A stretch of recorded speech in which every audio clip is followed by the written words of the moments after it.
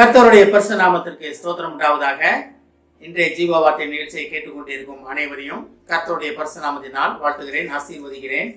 இன்றைய தின தியானத்திற்கு தேவன் கொடுத்த வேத பகுதி அது யோவான் எழுதின சுவிசேஷம், அதில் 3ஆம் அதிகாரம் 17ஆம் வசனம். யோவான் 3:17. உலகத்தை ஆக்கினைக்குள்ளாக தீர்க்கும்படி தேவன் தம்முடைய குமாரனை உலகத்தில் அனுப்பாமல் அவராலே உலகம் ரட்சிக்கப்படுவதற்காகவே அவரை அனுப்பினார். இன்றைய தினம் இதை கேட்டுக்கொண்டிருக்கும் தேவ ஜனமே, நாம் ரட்சிக்கப்படுவதற்காகவே, நாம் ரட்சிக்கப்படுவதே பிதாவின் சித்தமாக இருக்கிறது. அப்ப அனைவரும் ரட்சிப்பின் பாதையிலே ரட்சிப்பை அறிந்து கொண்டு அதை புரிந்து கொண்டு அதை பெற்றுக்கொள்வதற்காக தேவன் இன்றைய தினம் நம்மளை அழைக்கிறார்.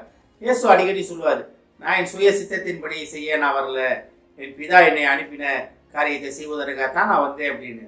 அப்ப நம்ம பிதா குமாரன் பரிசுத்தாவியார் அவங்க ஒரு சாயலாக நம்ம படைக்கப்பட்டு இருக்கிறோம். அவங்க மூவர் சாயலாக, அவங்க மூவரோட கையின் கிரியையே நம்ம.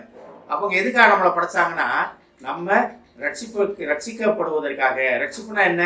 நம்ம பரலோகத்தை தேவனை தரிசிக்கும் பாக்கியத்தை பெறுவதா ரட்சிப்பு. அதான் ரைச்சியஸ்னஸ் அப்படிம்பாங்க இங்கிலீஷ்ல. ரைச்சியஸ்னஸ் அப்படின்னா அது ஆக்சுவல் சரியான அர்த்தம் என்னன்னா, right to stand before God. ரட்சிப்பின் அனுபவம். ரட்சிப்புனா என்னன்னா, தேவனுக்கு முன்பாக நிற்பதற்கான அனுமதி. இதுதான் ரட்சிப்பு. அப்ப நம்ம தேவனை தரிசிப்பதற்காகவே அழைக்கப்பட்டவங்க, அவர் சாயலாக அழைக்கப்பட்டவங்க, அவருடைய ஜனம்னு பேர் சொல்லி அழைக்கப்பட்ட ஜனம் நம்ம. எதுக்காக? நம்ம ரட்சிப்பின் அர்த்தத்தை புரிந்து கொள்வதற்காக. அதான் பாருங்க, உலகத்தை ஆக்கினைக்குள்ளாக தீர்க்கும்படி அனுப்பாமல்.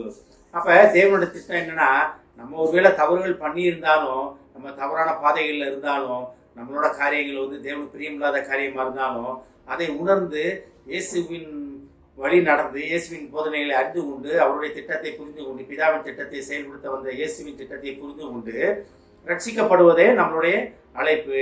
அதாவது இருதயத்தில் விசுவாசித்து வாயினாலே அறிக்கை செய்யப்படும். எதை இருதயத்தில் விசுவாசிக்க வேண்டும்? சுவிசேஷத்தை. இது எல்லாத்துக்குமே தெரியும்.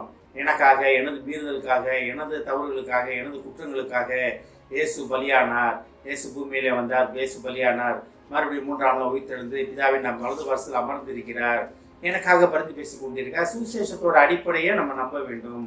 ரட்சிப்பின் அனுபவம்னா என்ன? நீங்க பழைய வாழ்க்கையிலிருந்து புதிய வாழ்க்கைக்கு திரும்புவது, பழைய காரியங்களை விட்டு புதிய காரியங்களை நோக்கி திரும்புவது, இதுதான் ரட்சிப்பின் அனுபவம். ரட்சிக்கப்பட்டேன் அப்படின்னா இதுல ஒரு பெரிய ஒரு காரியம் என்னவென்றால், நம்ம அநேகர் நான் ரட்சிக்கப்பட்டேன் அப்படின்னு சொல்லிடுறாங்க. ஆனா அந்த ரட்சிப்பின் அனுபவத்தை காத்துக்கொள்வது எவ்வளவு பெரிய முக்கியமான காரியம் என்பது நமக்கு தெரிய மாட்டேங்குது. தினமும் குடிக்கிறது மாதிரி, தினமும் பல் விளக்குவது போல, தினமும் நம்ம உடம்பை சுத்தப்படுத்துவது போல, தினமும் ரட்சிப்பின் அனுபவத்தை அனுபவிக்க வேண்டும், அதிலே நடக்க வேண்டும். இதுதான் உண்மையான ரட்சிப்பு. ரட்சிப்பை காத்துக்கொள்ள வேண்டும்.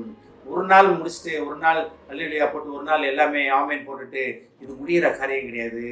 இது நம்ம பூமியில வாழும் காலம் வரைக்கும், நம்ம மண்ணுக்கு நம்ம திரும்பும் காலம் வரைக்கும் இந்த ரட்சிப்பின் அனுபவத்தை நம்ம தொடர வேண்டும். இதுதான் தேவனுடைய திட்டம். இது ரொம்ப கஷ்டமான காரியம் கிடையாது. முழு வேதாகம் அதை நம்ம எப்படி அதை பெற்றுக்கொள்வது என்றதுதான் முழு வேதாகம் நமக்கு சொல்லிக் கொடுக்கிறது. அப்ப இன்றைய தினம் இதை கேட்டுக்கொண்டிருக்கும் தேவ பிள்ளைகளே, நம்ம ரட்சிப்பின் அனுபவத்துல எல்லாமே இருந்திருப்பீங்க. ஆனா ரட்சிப்பை காத்துக்கொள்ளும் பொறுப்பு நம்மிடத்தில் கொடுக்கப்பட்டிருக்கிறது. அதனால்தான் என்ன அழகா சொல்றாரு பாருங்க, குமாரனால், அவருடைய குமாரனால் உலகம் ரட்சிக்கப்படுவதற்காகவே அவரை அனுப்பினார். அப்ப பிதாவின் திட்டம் இதுல தெளிவாக இருக்கிறது. இது நிக்கோதேமுக்கு இயேசு கிறிஸ்து போதனை பண்ணும்போது அது சொன்ன ஒரு வார்த்தை. இது நல்லாவே தெரியும் நமக்கு, எல்லாத்துக்குமே இந்த காரியங்கள் தெரியும் நமக்கு.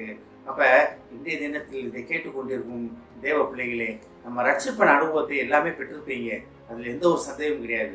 ஆனா அதை காத்துக்கொள்ளும் பொறுப்பு நம்மிடத்தில் கொடுக்கப்பட்டிருக்கிறது. அந்த பொறுப்பை வைத்துக்கொண்டு நம்ம தேவனுக்கு என்ன பதில் சொல்ல போகிறோம்? ஏன்னா ரட்சிப்படைவதற்காகவே இயேசு கிறிஸ்து உலகத்தில் வந்தார், சொந்த குமாரன் வந்தார். அப்ப நமக்காக இயேசுவுக்கு நம்ம 2ஆம் முறையப்ப என்ன பதில் சொல்ல போகிறோம்? ரட்சிப்பின் அனுபவத்தை தினந்தோறும் காத்துக்கொள்வதற்காக பிதாவானவர் நம்மளை அழைக்கிறார். ஆமென். ஜெபிப்போம்.